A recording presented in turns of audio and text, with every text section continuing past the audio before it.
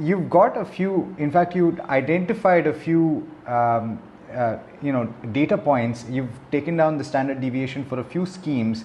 Why don't we illustrate this just by looking at some of those points? And I believe that you have updated them as to last week's data, right? So how does one understand standard deviation based on the readings of the schemes that you've looked at? So look again, Alex, as I said, you can't standalone identify a good scheme by just one measure. You'll have to combine it with multiple other factors, and obviously you'll have to keep it along with the returns also. But let's say in the large cap category, we have three names out here. We have a ABSL Frontline, we have Access Blue Chip, and then we have an ICICI Nifty Index Fund. Now, index funds typically will always give you the most average benchmark ratios across all the mathematical ratios. So that should be kept outside the consideration zone. We've just kept it for reference point here. But in this case, let's the index volatility or the index fund volatility is 21%.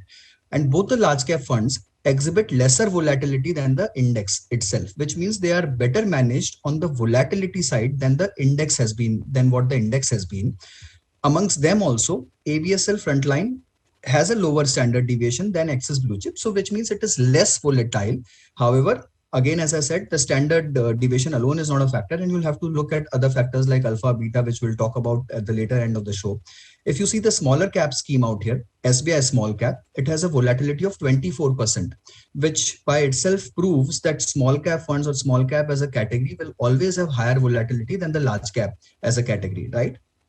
Hybrid funds, because they have debt in your portfolio, they have lesser volatility, and hence the volatility out here is only 18%. So if an investor is conservative, he wants a scheme which is not very volatile, which doesn't show too many variances in the returns, then one can actually go by looking at the standard deviation number and selecting a scheme which has a lower standard deviation number. So that's how you go about interpreting the numbers.